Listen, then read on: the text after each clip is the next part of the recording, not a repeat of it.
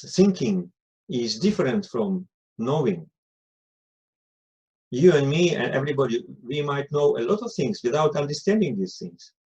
But thinking is about understanding. Thinking is about how to use the information. Thinking is about how to apply the information to solve the problems. So this is what thinking is about. When I have a problem, I start to think. There is a problem. I have to find a way to resolve the problem. And I begin to think. If I feel that I cannot solve the problem, I come to my friends, I come to experts, ask them, and we begin to think collectively, all this stuff. So what I'm saying is that learning does not automatically guarantee the development, intellectual development or social, emotional, or whatever. So there is a complex dialectical relationship. I'm not going to discuss this relationship now. Vygotsky said it 100 years ago, almost 100 years ago.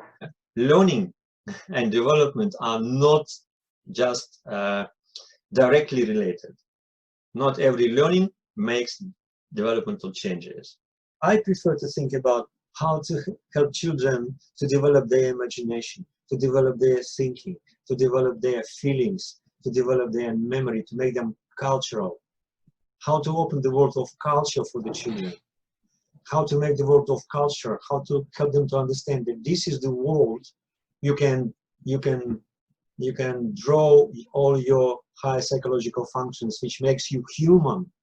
So, and that's why I prefer to think about the role of arts, for example, in human development. And for Vygotsky, theater was a kind of the social technical feelings, which creates a special aesthetic feelings, aesthetic taste, makes us human. But now people go to theater just to tick the box, visit the theater for entertainment. It's a show business now, you know.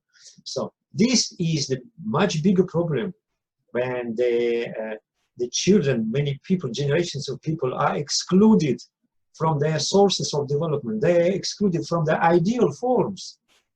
That's why many people, they are unable to think.